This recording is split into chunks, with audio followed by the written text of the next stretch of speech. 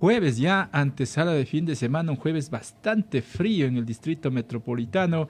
Hay que abrigarse para evitar contratiempos en nuestra salud, ahora que es muy importante para evitar resfríos y también contagios de la pandemia. A esta hora de la mañana empezamos con nuestras entrevistas para el efecto. Hacemos contacto gracias a la tecnología con Isabel Vargas. Ella es presidenta de la Unión Nacional de Educadores, a quien agradecemos por atender este llamado.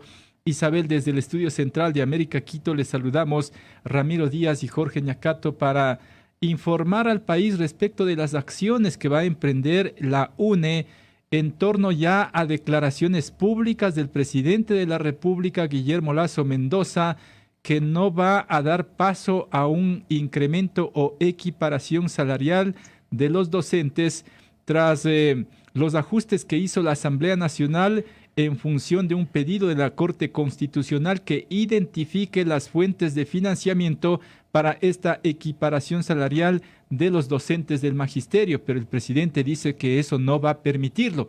¿Qué van a hacer, Isabel? Buenos días. Buenos días, Ramiro, buenos días, Jorge, y a todas las personas que nos escuchan a través de este importante medio de comunicación. Bueno, decirles a la ciudadanía que la plena vigencia del derecho a la educación tiene que ver intrínsecamente con las condiciones laborales de los docentes. Condiciones laborales que han sido discriminadas desde más de 6 años en relación del resto del sector público. Por lo tanto, esto no es un privilegio, una prebenda, sino significa una reparación de derechos. Ante esto hay un pedido específico de la Corte Constitucional, un mandato que lo dictaminó el 11 de agosto del 2021 tras de una huelga de hambre de 32 días que organizó la Unión Nacional de Educadores. En la Corte Constitucional se declara que este derecho corresponde y está de acuerdo con la Carta Magna, esta equiparación salarial, y le dice a la Asamblea y al Ejecutivo que subsanen independientemente del estado de la caja fiscal. Independientemente del estado de la caja fiscal. Por lo tanto, le corresponde a Finanzas, le corresponde a la Asamblea Nacional buscar esas fuentes de financiamiento. También la Corte dice que ese informe que tiene que presentar el Ejecutivo a través del Ministerio de Finanzas no tiene que ser un informe burócrata, sino que tiene que estar basado en fuentes que le permitan al Estado cumplir con el magisterio. Sin embargo, de aquello se envía un informe simple, en donde sin un análisis técnico, sin analizar el número de docentes con tercer, con cuarto nivel de experiencia, quiénes van a ser equiparados, a quiénes se le va a ascender a su categoría correspondiente, lo hacen de una manera simple y envían un dato inflado de 2.170 millones, a lo cual los expertos de la Unión Nacional de Educadores, diferentes economistas renombrados, analistas políticos, el Observatorio del Gasto Público, los técnicos de la Comisión del Régimen Económico de la Asamblea Nacional, los técnicos de la Comisión de Educación, realizamos un estudio, una proyección apegada a la realidad, que coincide incluso con lo dicho por el doctor Francisco Díaz, representante del Ministerio de Finanzas en el 2020, que es de 630 millones. Coincide que todos estos técnicos, la proyección es de 630 millones. Y la Comisión de Educación, incluso de una manera pedagógica, le enseñó al Ministerio de Finanzas, al Ministerio de Educación, cómo debían haber hecho el informe. Pero, Isabel, este monto que usted refiere y el monto que sostiene el gobierno nacional, en cualquiera de los dos casos, dice el presidente de la República, desbarata la estructura económica del gobierno y por allí sus declaraciones de que no va a permitir esta equiparación salarial. Consecuentemente, insisto en la pregunta, ¿qué van a hacer? Hemos demostrado que son 630 millones que no se asemeja, no llega a lo dicho ni por el Ministerio de Finanzas ni por el mandatario. Y nosotros lo que pedimos es que deje de mentir, que sea transparente. Lo que quiere es enfrentarnos al maestro con el pueblo ecuatoriano, haciendo creer que vamos a tener prebendas. No va a haber ningún desequilibrio. ¿Por qué? Porque el 1.37% de las recaudaciones del SRI han aumentado en ese porcentaje. Por lo tanto, están las fuentes de financiamiento. ¿Qué vamos a hacer? El día de hoy, en cada una de las gobernaciones, entregaremos la propuesta, el análisis desde la Unión Nacional de Educadores, y obviamente como maestros nosotros estamos dispuestos al diálogo. Siempre lo hemos mantenido, hemos pedido inclusive por 3 ocasiones que no hemos sido atendidos. Hace más o menos 15 días que estuvimos en Carondelet, porque somos parte del FUD, se nos dijo que vamos a conversar después de que la Asamblea haya presentado el informe. Y aquí estamos con propuestas válidas, con propuestas factibles. El día de mañana a las 5 de la tarde, desde el Instituto Ecuatoriano de Seguridad Social, estaremos los maestros con el cacerolazo y también con la antorcha, porque esos somos los maestros, la antorcha, la luz del saber. Y entonces no invertir en educación, en que también los maestros somos parte de este sector, es darle las espaldas al pueblo ecuatoriano. En este marco lo que se advierte es que el presidente de la República va a vetar lo aprobado por la Asamblea Nacional y la Corte nuevamente tendrá que dirimir el tema.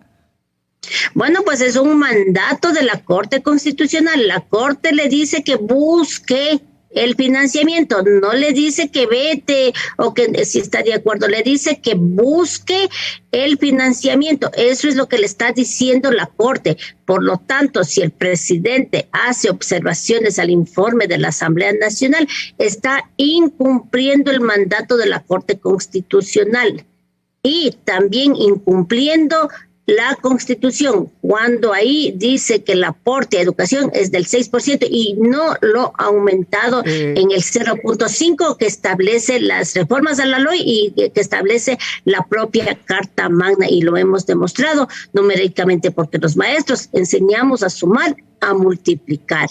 Entonces aquí les hemos enseñado y les hemos demostrado cuáles son las verdaderas cifras. Por eso nosotros como Unión Nacional de Educadores, ante una negativa rotunda que ha manifestado el presidente de la República, vamos a ir en este proceso y no descartamos hacer una demanda de destitución por incumplimiento a la Constitución y al mandato de la Corte. ¿Cómo está, Isabel? Buenos días, pero también desde la Asamblea se indica las posibilidades de financiamiento, ¿no? Con los cobros que se aumentan por la reforma tributaria, por el ingreso adicional de la exportación de petróleo, pero por un lado los recursos de los precios del barril del petróleo no son permanentes, y por otro, desde la misma Asamblea se está haciendo procesos para que se elimine estas reformas tributarias y que quedaría sin piso la fuente de financiamiento que desde la Asamblea se está emitiendo. Mire, Ramiro, aquí hay 4 fuentes de financiamiento. La Asamblea no ha dicho solo una, ha dicho 4. La primera es que en la propia ley dice que el financiamiento para educación viene del 6% del Producto Interno Bruto con un presupuesto preasignado, que eso le corresponde a educación. Otra fuente de financiamiento es los impuestos, el aumento de la recaudación, porque hay una reactivación económica. Entonces, la recaudación del 2020 y del 2021, en relación al 2020, en el 2021 se subió en $1.400 millones, y esa proyección continúa. Es decir, independientemente de la ejecución de la Ley del Desarrollo Económico, hay ya los recursos, y cuando ya se empiece a ejecutar la nueva ley, también habrá incluso más recursos para los maestros, para la salud, para la educación, no solamente en el área de las condiciones laborales, sino en todo. Y por otro lado, de manera excepcional, el precio del petróleo. Si ustedes escuchan a Guillermo Lasso, dice que con el precio de $60, el Ecuador tendría $100.000 millones y que 700 millones para educación es nada. El artículo 286 de la Constitución de la República le permite le permite que los ingresos petroleros sí vayan a educación. Es el único sector en donde se puede realizar esta excepcionalidad de que siendo un gasto permanente provengan de los ingresos como ustedes ya han analizado. Es decir, hay 4 fuentes de financiamiento, está ahí el dinero, son 630 millones que con 630 no va a quebrar al Ecuador. Lo que está quebrando al Ecuador es la corrupción, que no están haciendo nada por recuperar los dineros robados. Isabel, en síntesis, para ustedes no hay voluntad política del Ejecutivo. En síntesis, no hay voluntad política y en un acto populista, demagógico, el presidente de la República en oferta de campaña dijo que iba a revalorizar la profesión docente e iba a pagar el sueldo que les corresponde.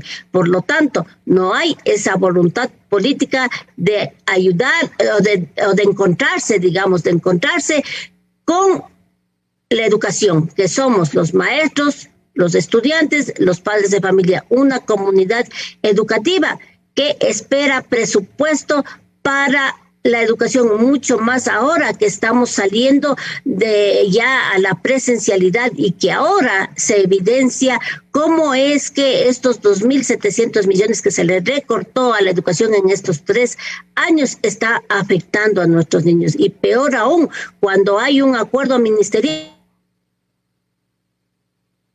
en donde le perjudica al niño y al adolescente cuando se rebaja el pensum de estudios en las materias, especialmente matemáticas, lenguas, ciencias naturales, y eso va en un perjuicio a nuestros niños y a nuestros jóvenes. En educación hay mucho por hacer y tenemos también muchas propuestas. Por el momento, lo que nos atañe en este momento, la equiparación salarial, que también hemos presentado la propuesta y tenemos la razón, tenemos la justeza. Perfecto, con eso me quedo, se me terminó el tiempo, estaremos haciendo obviamente seguimiento en todo este tema para informar al país y sobre todo a la comunidad de los docentes del magisterio. Gracias, Isabel, por atender este llamado. Buen día. Gracias a usted. Gracias a Isabel Vargas.